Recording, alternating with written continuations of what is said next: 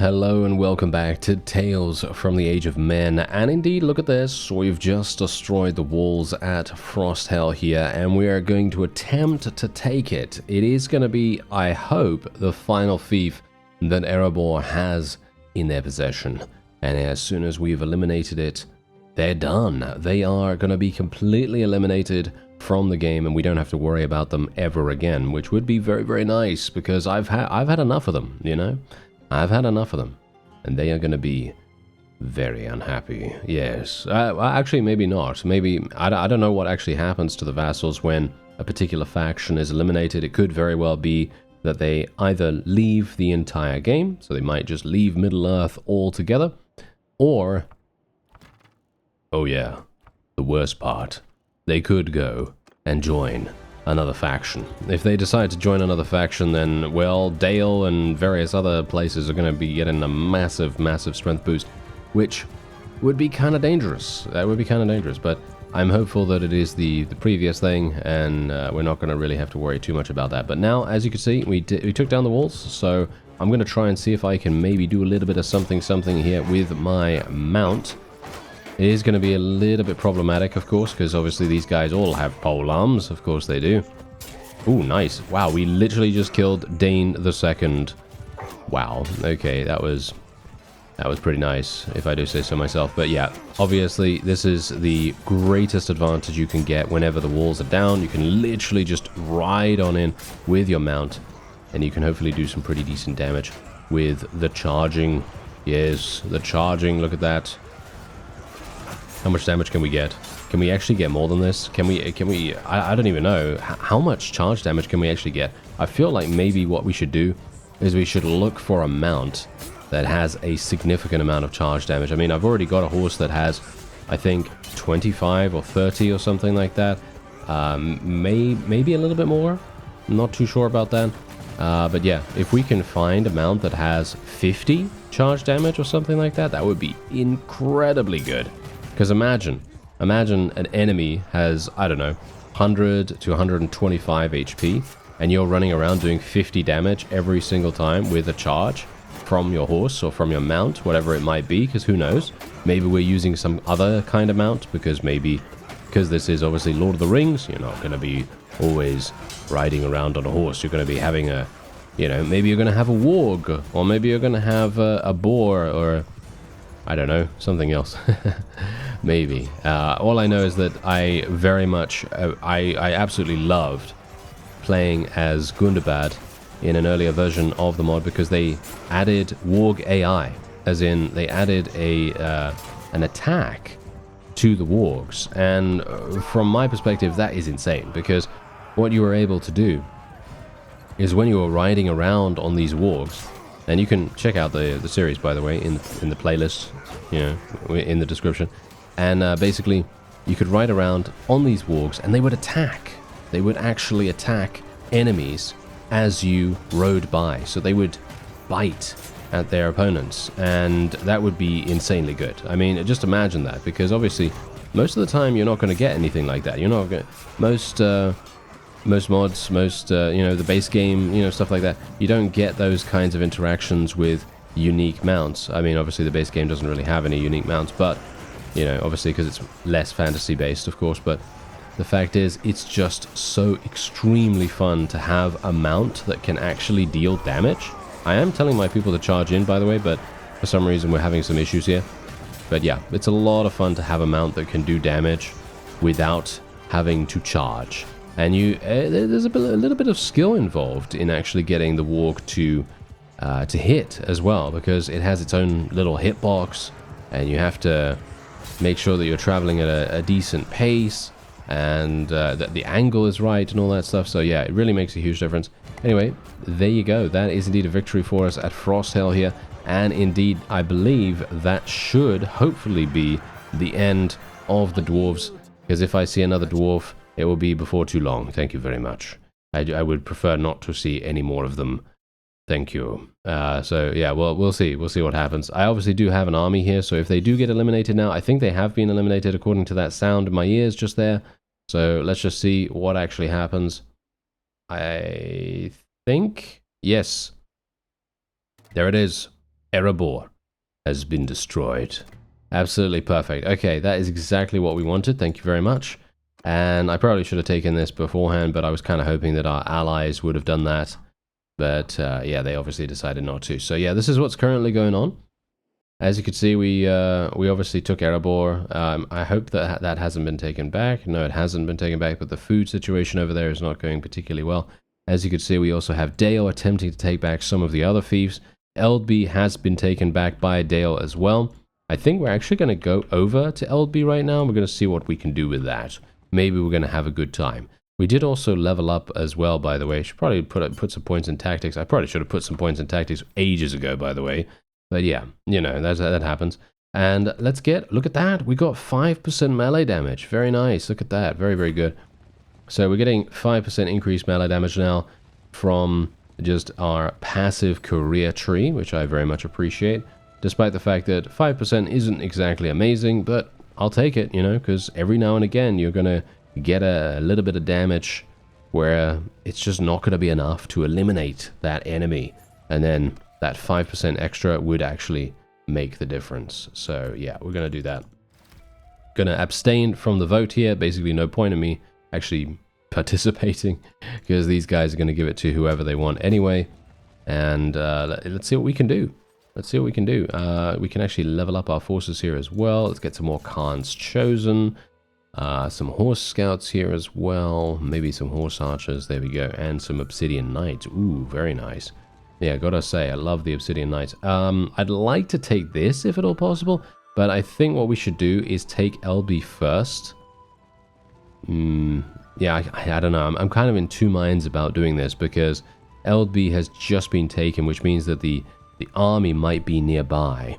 And if the army is nearby, well, that's going to be a problem because they might come and attempt to interfere with what we're attempting to do. And because the siege camp building process is so slow, we might have some issues with it. But it looks as though they've put very, very minimal units in here, as in like they don't have anything super strong in the garrison. I mean, you can see here they've basically just got a bunch of mercenaries, a bunch of militia and things like that. Nothing really to write home about. So we shouldn't really have too many issues retaking this. And I am going to go in immediately. I'm just going to go in straight away.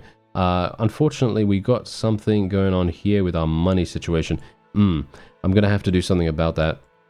We may in fact have to return, which is not something that I really want to do, but we may have to go back to our home territory and just try to visit a couple of towns and just offload a bunch of loot, because I'm running out of money, and that is obviously because our town is earning quite a great deal. Our town is actually making some pretty decent cash, but we have such a high wage at the moment for our troops that it is obviously making things a little bit painful for our coin purse.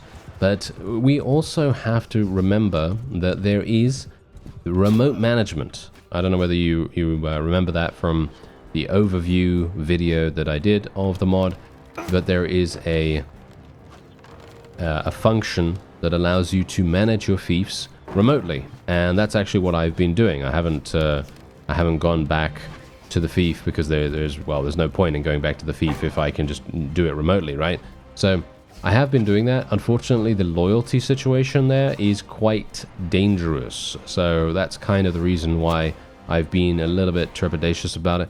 Unfortunately, because of the this is actually, maybe it's not so much unfortunately, but the thing is, in this mod, and this is something that I very much like, by the way, there is a mechanic that allows the culture of a particular fief to be converted, right? So obviously, let's just say that you're playing as Rhun, like we are right now. Hopefully this guy's not going to push us down. Yeah, there we go. We got him. Nice. Okay. Yeah, so let's just say you're playing as Rhun and you're up against the dwarves, right? Just like we are right here. And basically what happens with the mechanic is that it will eventually transfer the culture from Ereborian to, you guessed it, Easterling, right?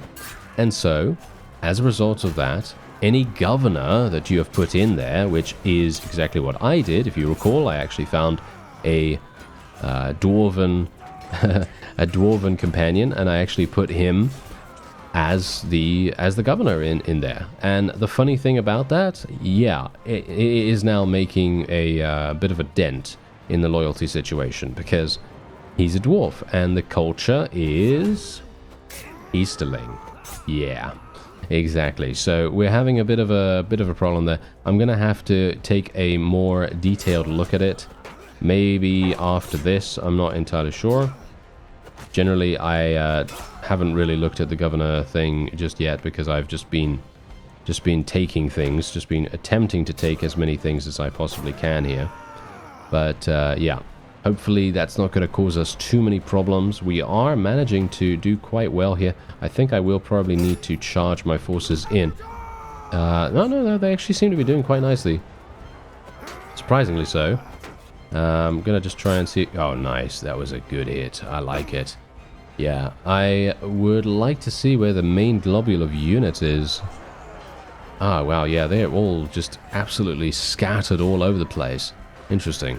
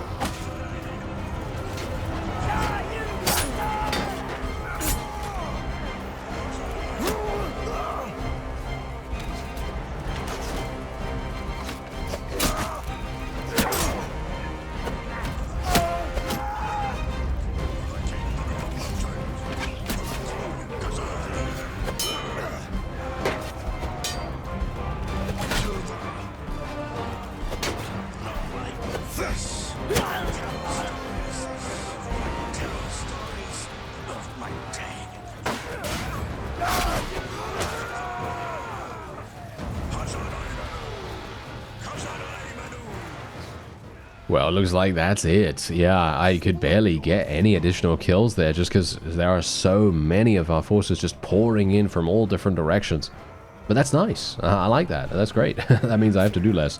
So yeah, anyway, there you go.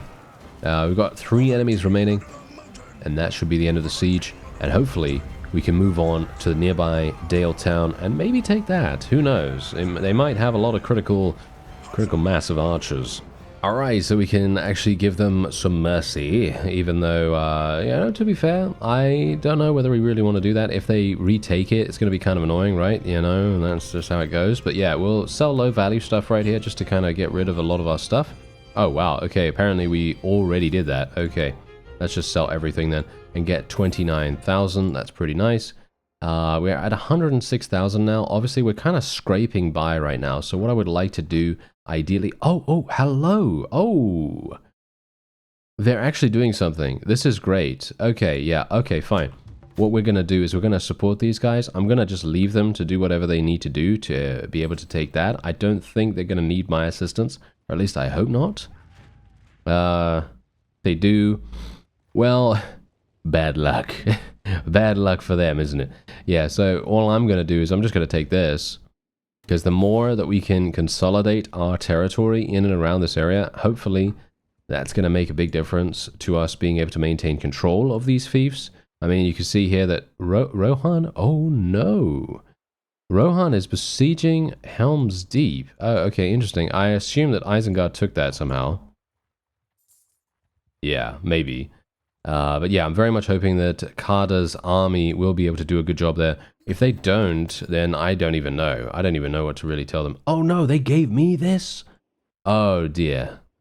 Well, that's not something that I was anticipating, but I suppose it's okay actually, because as you could see, the culture is indeed Easterling, as we are as well.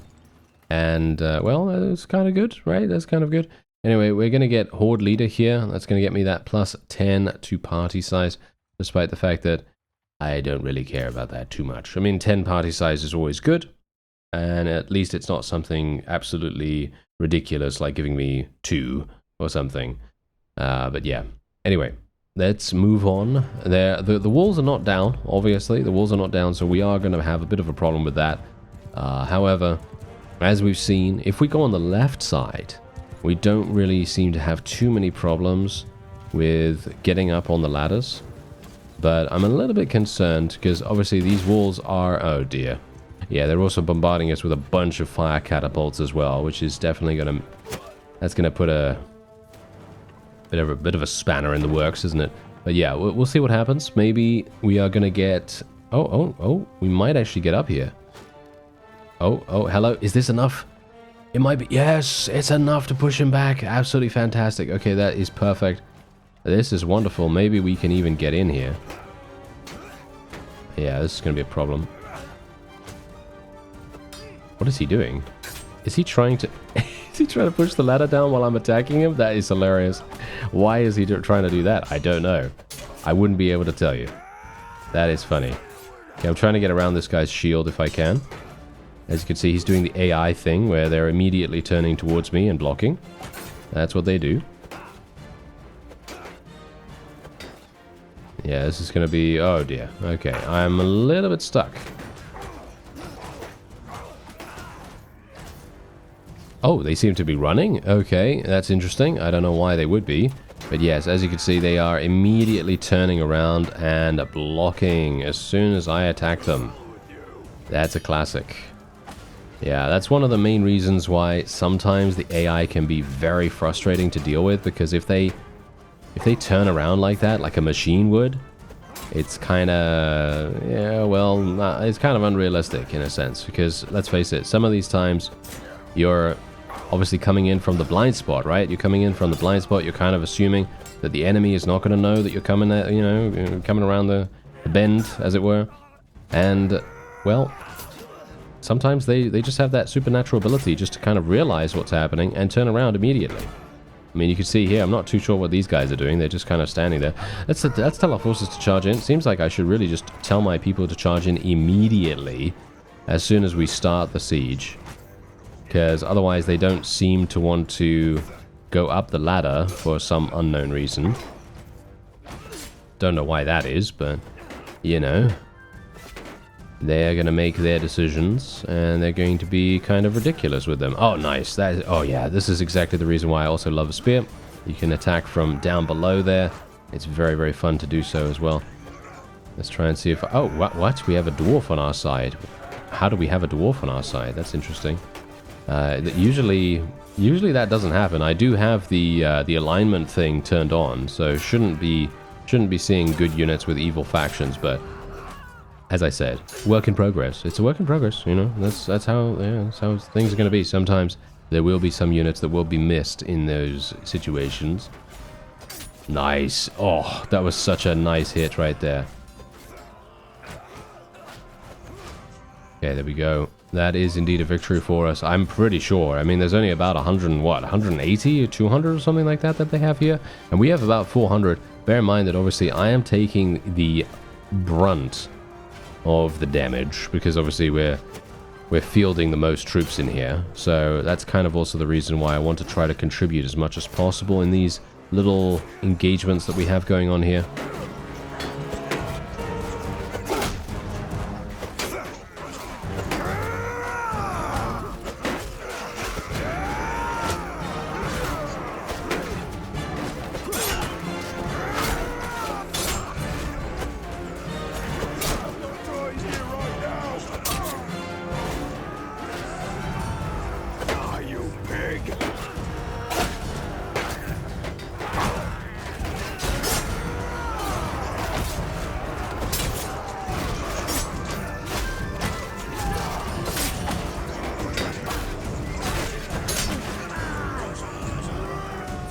And we've indeed got them on the run now, and there's only one enemy remaining. I feel sorry for this guy. He's going to get absolutely clobbered if we can actually find him. Where is he? That's the question. Oh, there we go. He's out of there. All right, perfect. Okay, so there we are. We were able to deal with it. 124 renown. Oh, look at that. We actually increased our clan tier as well. I wasn't expecting to do that for quite some time, but apparently we've been farming pretty nicely. Now that we are clan tier 5, by the way, noble retinues is going to start taking effect. That means we have a significant army increase. So not just the clan tier, but we are also getting an additional 40 from the noble retinues policy. So that's going to make a huge difference to the amount of people that we're able to field. Now, what I'm going to do is I am going to continue to sort of like walk around right now with the various people that we have in our army at the moment. Despite the fact that I don't really want to, I would prefer, if at all possible, to disband the army right now and let them go back and, you know, do what they have to do to restore themselves. But I kind of have to run a little bit of interference here. The question is, do we want to go in there and actually help these guys out? Are they actually going to succeed?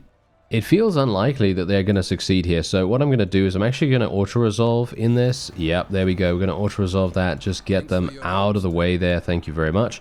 And indeed, going to get a little bit of relation with the guy as well, which is quite nice. Why not? That sounds pretty decent. But yeah, anyway, we are hopefully going to find a significant amount of money in the marketplace here, because I have 90,000. That's still enough for a relatively significant amount of time, but there we go. Look at that. 69,000 right here. Okay, so let's sell everything that we have. Boom. 69,000 right there. Extremely, extremely nice. And I'm just going to wait here for some time because obviously we still have an army right outside. I'm going to assume that these guys will try... They're definitely going to try some kind of retaliation. I mean, they've already taken Garthness back, as you can see right there. And I believe they've taken Iron Gap as well. Or at the very least, the Mirkwood Elves probably have. Yeah, they're going to do something annoying, aren't they? They're really going to do something annoying. So let's actually just see what's happening here. Okay, yeah. We're just going to move on from that. Thank you very much. And I'm thinking we're going to disband the army. There we go. Let's disband the army. Let them go wherever they want to go. And I'm going to try and see if I can maybe capture one of these castles by myself, despite the fact that I am running out of troops. Or at the very least, we're starting to get a little bit on the downside in regards to population. But Erebor is still fine. Iron Gap has been taken by the Mirkwood Elves, as expected. And we have this over here as well. The question is, what do we want to take? There are quite a few. Okay, so we've already... Yeah, we've taken this thing. Is Garthness... They have 109. I mean, I could technically go ahead and just immediately take it, basically. But do we really want to do that? I kind of want to. Is there some way that I can actually check something real quick? Let's just actually... I want to see whether I can check and... I don't think they actually tell you anymore in the diplomacy screen how many fiefs they have. They say towns captured and castles captured, but they don't tell you how many fiefs they have remaining. But I'm going to assume that they have quite a lot. Obviously, Gondor is doing okay still. How's Mordor doing? Mordor is at, yeah, Mordor's 10,000. That's not too bad. Canned is absolutely insane somehow. How is Canned having 16,000? But yeah, Isengard is not doing well, by the way. As you can see, it actually tells us how many towns Isengard owns and how many castles they own as well. But doesn't tell us how many castles the enemies have. So that's kind of interesting. Okay. Well, that's just going to have to be it then, I suppose. We're just going to have to make do with whatever we can. I am potentially, once the siege camp is up and running, I might go for an auto-resolve here because they only have 1 day left worth of food.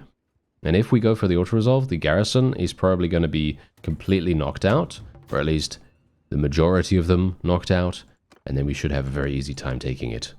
Alright, so unfortunately we didn't get the opportunity to wait that long for the food starvation mechanic to sort of kick in, so I'm going to have to just go in for the auto-resolve right now.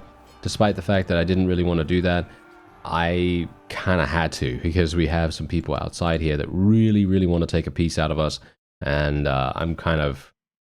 Yeah, I kind of want to be a little bit careful with that. Thanks very much. So yeah, let's just do that. Let's wait here for some time. They may decide to go for a retaliation. I highly doubt it, considering we're inside here. If they do decide to do so, then I would welcome it, because I actually do... I do enjoy a little bit of a siege defense every now and again. You know, I think that's going to be quite fun. Ah, hello. Ah, yes. Okay, so... Aha, okay, These are Mirkwood Elves. If we... Can I beat them to... We're having a huge herding problem right now.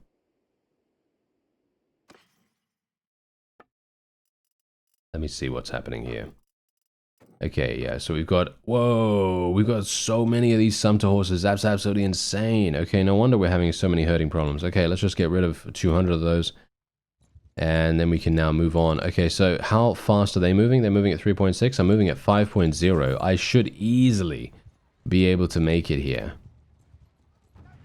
And if I can make it here, we may be able to participate in a siege defense, which would be pretty fun against 190... Ah, okay, they are actually running away. That is so sad. I don't know why they decide to do that, but that's unfortunately that's kind of how Bannerlord AI is. I kind of illustrated this in another series. Basically, if you are present in the siege itself, like if you're in the garrison, they automatically know that you're in the garrison, and then they pretty much just run away. They don't really commit to it at that point.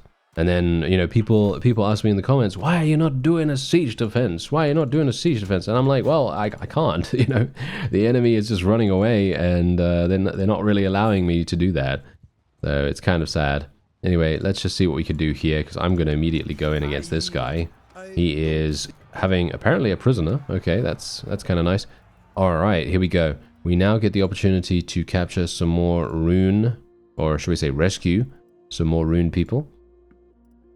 Ooh, actually pretty nice. Wow, they've got some pretty high tier ones as well. I'm not going to take any of the Dale or Ereborians or anything like that, because that's obviously not making much sense.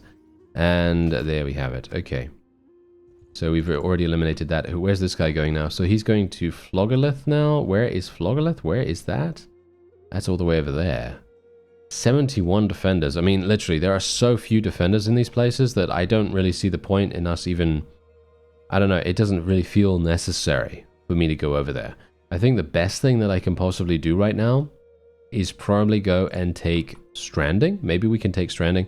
Lest has just been taken as well. Ah, Lest is down in the south over here. Yeah, this is absolutely perfect. Zamek is doing a really, really good job, actually, of reacting and retaliating against what has happened in the past. Because, as we know, they, or should we say Dale, did actually go down there and, with a pretty significant army, managed to take quite a few fiefs from us. So, very, very nice that we're seeing that finally get taken back. Let's see if we can take this guy down. Thankfully, these guys are not particularly dangerous, so we shouldn't really have to worry about them too much. As you can see, we just lost 3 people. Really not that big a deal. And we get significant amounts of loot in the process as well, which is obviously great, because we're going to have a pretty significant need for money. Oh, 234, look at that. That's pretty nice. I'm not sure if we're going to be... the problem with doing this is that I'm not sure if I can build the siege camp without them sallying out. If there are a bunch of vassals in the area, they may decide to encroach upon us here. As you can see, look, there they come. Are they going to actually come in here? If they come in here, I'm going to have to stop the siege immediately. Alright, so I had to stop the siege immediately. As you can see, 480 enemy troops want to attack us, and I don't even know whether I saved. Did I actually even save beforehand? I don't know, but I'm going to save now. Just in case we have any kind of crash, I'd like to make sure... Well, actually, I don't even know whether it's a good idea to save here, because then I'm stuck doing this fight over and over, and if it crashes every single time, then we may have a problem, but hopefully not. Hopefully we're not going to have any kind of issue with that. Okay, so this is going to be a bit of an issue, because obviously I have a very, very small army here, but we do have a very high tier army, and that's going to be what gets us the victory in the end. So let's see what we can do. They do have a significant amount of cavalry somehow. Not sure how they do, but apparently they do, so... Let's see what we can do with that. Maybe we can be okay with it. I don't know. We've got 1 horse archer. Okay, that's not particularly good, is it? No, that is not particularly good at all. That was really fast. It feels to me like our horse is extremely quick. Wow, massive damage. Massive damage being done with the charge. That is wonderful. Love that. Can we do more? I'd like to do more. Yeah, I need to be faster than this. I need to be faster than this. Okay, let's just tell everyone to charge in. Let's actually just tell our archers to hold position, though. We want to make sure that they're staying at the back there. We need to be careful of these Dale Bowmen, because they are going to absolutely destroy us if we let them. Yeah, this is a problem. I need to gain some speed.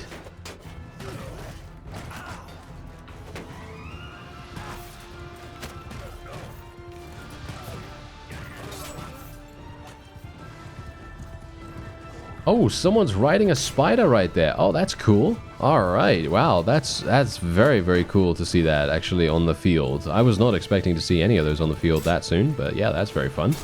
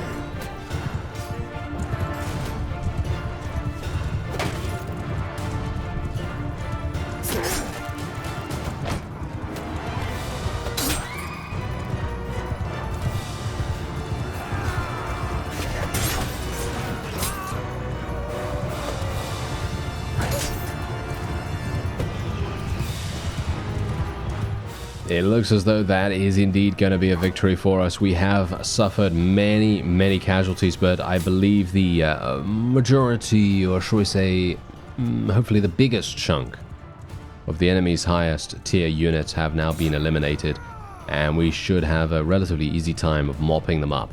Or at least I hope so. We'll see. I mean, you can see here, look at this. They're all just completely and utterly scattered throughout the battlefield right now. We could actually die here. I might actually end up dying. Yeah, it is very likely actually that I will die here, but hopefully... actually, you know what? I'm gonna get out of here for now. Because the problem is, if I die, it's very likely that our forces will fail this. You know, somehow. That does tend to be a thing that happens quite often with the auto-delegate. So I'm going to try to stay away from any potential damage. We will try to get a couple of kills on the outskirts here, but yeah, I mean, I'm wanting to be a little bit careful with it, just in case.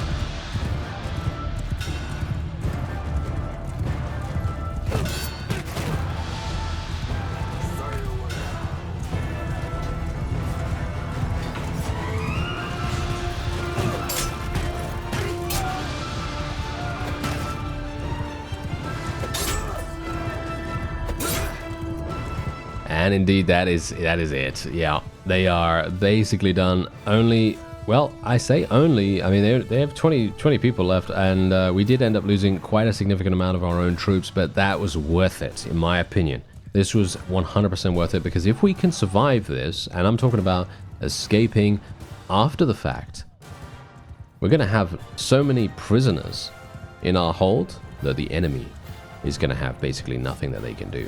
Look at that. 102 renown, not too bad, and indeed I am going to be capturing every single one of them. That's the reason why having our scouting skill as it is, and our writing skill being so high, it's making a huge difference. It really is. It makes a huge difference to the overall ability for us to just capture people. We've got 39 prisoners, to put that into perspective, and our charge damage is currently at 27. So the question is, can I get a better one? Yeah, this has better charge damage. Less speed, but more charge damage. Why not? Let's try and use it. You know, let's try and use it and see what happens. Maybe it's going to be somewhat nice. I think it's okay. Anyway, Dale is basically almost done. They are pretty much almost done. We have only 3, 4, 5, something like that. 5 more thieves to eliminate, and you can see here, obviously, we are doing some consolidating down there, or Mr. Zamek Zamian is doing that. And yeah, we're actually looking really, really good right now. And I think, you know what? I think that might be it for this series, because we've shown a lot of the mod so far. We've shown how Rhun plays, and so far I'm actually very much enjoying it. I do like the additions of the career abilities. I really would like to see a little bit more of that. I'd like to see, you know, something happen more with these career abilities. I'd like to see a little bit more, like maybe they could do some damage or something like that. Because right now they're just buffing, and that's okay. I don't have a problem with that. I do love the cooldown, because obviously the cooldown initially with this particular class has a 30-second cooldown, whereas when you spec into it at the start, you then get it to 50%. You then get it to 50% of 30. Obviously, that's 15 seconds. So then you have a 15-second cooldown. So you have this thing literally active 50% of the time. Or at the very least, you have it active quite a lot. Because the cooldown, as we've seen in the past, the cooldown starts when you've used it, and it lasts 8 seconds. So it lasts 8 seconds, or I think it actually lasts 12 seconds, doesn't it? I think it actually lasts 12 seconds now. So technically, because the cooldown is 15 seconds and it lasts, I think, 12 seconds, you are effectively having it for pretty much like, what, 80-90% of the time, which is pretty crazy. So yeah, you can see here, charge greatly reduced. Yeah, that's absolutely fine. Radius greatly, yeah. So yeah, unyielding duration. Yeah, so obviously, as you can see right here, obviously it lasts 8 seconds from the base, right? From the base value there. And as far as I'm aware, it doesn't tell us how much it actually increases the duration, but I'm assuming it's like 2 seconds or something like that. I would assume something like 2 seconds. So maybe it's like 10 seconds or so. I don't actually know, but it's gonna be up a lot of the time, which is gonna be a significant benefit to your forces. Anyway, as I said, that's probably gonna be it for the series. I thank you very much for watching, and I'll see you next time.